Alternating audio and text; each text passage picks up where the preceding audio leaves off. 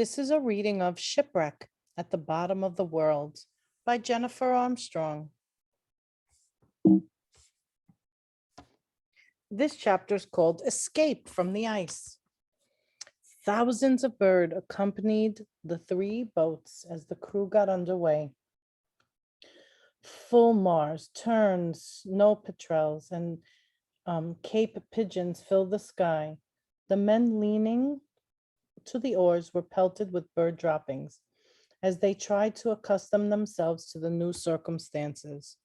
The sides of the boats had been raised for protection against rough seas, but that made the seats too low for rowing. The men had to sit awkwardly on crates and packing cases in order to dig their oars into the water at a proper angle. Long out of practice, the rowers fumbled and cursed as they tried to find a rhythm. The wind was bitter, but it was impossible to row fast enough to keep warm. The danger of ramming into large chunks of brash ice that surrounded them was too great. The swell crashing on the windward side of the great blue tabular icebergs threw spray 60 feet into the air and down onto the boats where it froze on the men. Those who weren't rowing ducked their heads down against the spray and the bird droppings and kept a weary eye out for killer whales. In the lead was James Card, the largest boat with Shackleton, Wild, and 10 of the men, McIlroy, Wordy, Hussey, James, Clark, Hurley, McCarthy, Green, McNash, and Vincent.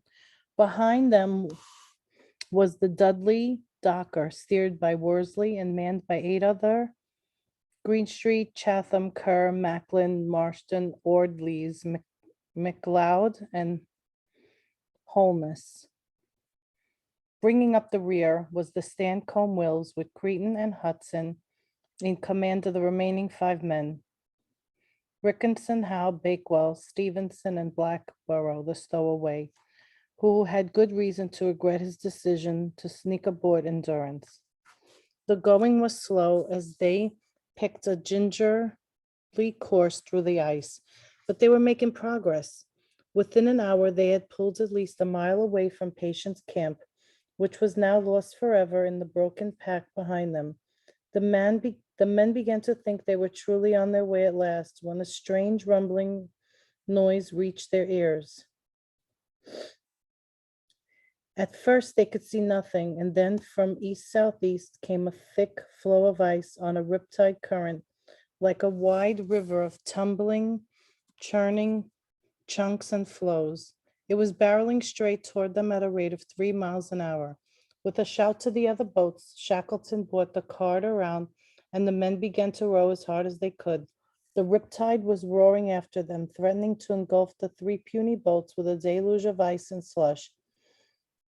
The men who were not rowing stamped their feet in time to help the rowers keep a steady rhythm with the oars. Twice the Docker was almost caught, but each time she pulled clear. For 15 minutes, 3 boats fled from the flow of ice, and then just as suddenly as it appeared, it faded away and the water grew calm again.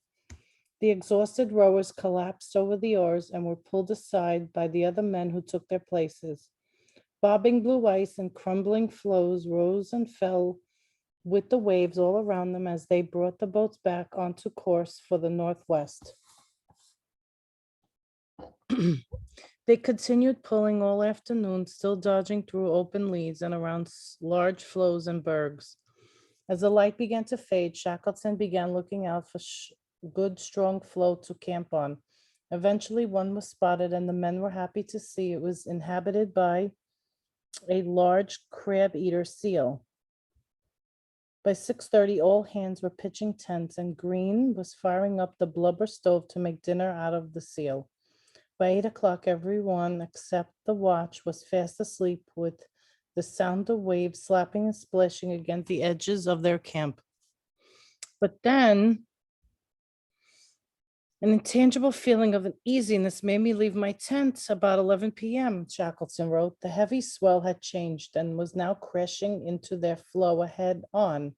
I had started to walk across the floe to warn the watchman to look careful for cracks when the floe lifted in the crest of a swell and cracked under my feet as I was passing the men's tent. The men were in one of the dome-shaped tents, and it began to stretch apart as the ice opened. I rushed forward, helped some of the men come out from under the canvas. The crack had widened to about 4 feet, and I saw a whitish object floating in the water. Somebody's missing, one of the men yelled as the tent's occupants scrambled to safety in the darkness. The whitish object in the water was a sleeping bag with earnest wholeness inside. The boss leaned over to grab the sodden bag and heaved it, and wholeness out of the freezing water and onto the ice just as the two edges of the floe crashed back together. Then the crack opened once more, separating the camp. Holness's mates began walking him up and down to warm him because there were no dry clothes into which he could change. Ice crackled off his clothes and fell tinkling onto the floe as the rest of the crew drew two halves of the floe together again by hauling on a rope. After sledding the James Caird across the large piece of floe, the men jumped to safety with the rest of the crew. Shackleton remained behind to ensure all his men got safely over, and the floes began to separate again. Shackleton hauled on his end of the rope, but one man's strength was not equal to the force of the ocean pulling the floes apart. As his crew watched in horror, he drifted out of sight into the darkness. "Launch a boat," he called, just as Wild gave the same order. The Sandcombe Wills was shoved into the water to rescue him. As Worldly commented, the few minutes that it took to fetch Shackleton was among the most anxious I had ever known. Once the entire crew was reassembled, it was time to turn their attention to Holness, who was in serious danger of freezing to death. Green fired up the blubber stove in order to get some hot milk into the sailor. "You all right, Holness?" Shackleton asked him. "Yes, boss," the man chattered, shivering uncontrollably. "Only thing I'm thinking about is my bocce, tobacco I'd left in the bag." The men dared not return to their tents. Instead, they saw warmth of the fire for the rest of the night, crowded round the little stove with its smoky, flickery blubber flames. "We looked like hobgoblins," Macklin wrote. Every 2 hours until morning, the cook served another round of seal steaks to keep up the men's strength. In the darkness at the edge of the floe, killer whales spouted gustily. In spite of our troubles and losing sleep, the whole party was in good spirits, for at last we had exchanged inaction for action. Worsley remembered. We had been waiting and drifting at the mercy of the ice pack. There had been nothing we could do to escape. Now there were more dangers and more hardships, but we were working and struggling to save ourselves. We were full of hope and optimism, feelings that Shackleton always fostered. By 5 a.m., the first hint of daylight glowing dimly in the east, and daybreak brought a chilly, misty, overcast day with snow squalls driving in ragged veils across the ice. The men were more than ready to leave the unlucky floe behind, and once the boats were launched, they continued rowing through the pack with cold easterly winds at their cheeks, trying to make their way north as much as crowding ice allowed. The weather made it impossible to get sun sight, but Worthy's best guess put Clarence and Elephant Isles about 30 or 40 miles north. Throughout the morning, they continued to row toward these small landfalls, and then at about 11 o'clock, they suddenly broke free of the pack and found themselves in open ocean. Amid much rejoicing, the crew of the 3 small boats raised sail and forged ahead, spray breaking over their bows and freezing on the men and all the contents of the boats.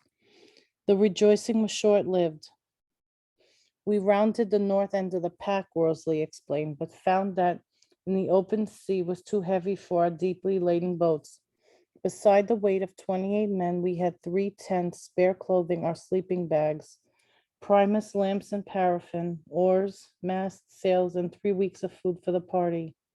We returned to the shelter of the pack, unloaded, and hauled the boats up on the Floberg at 3:30 p.m.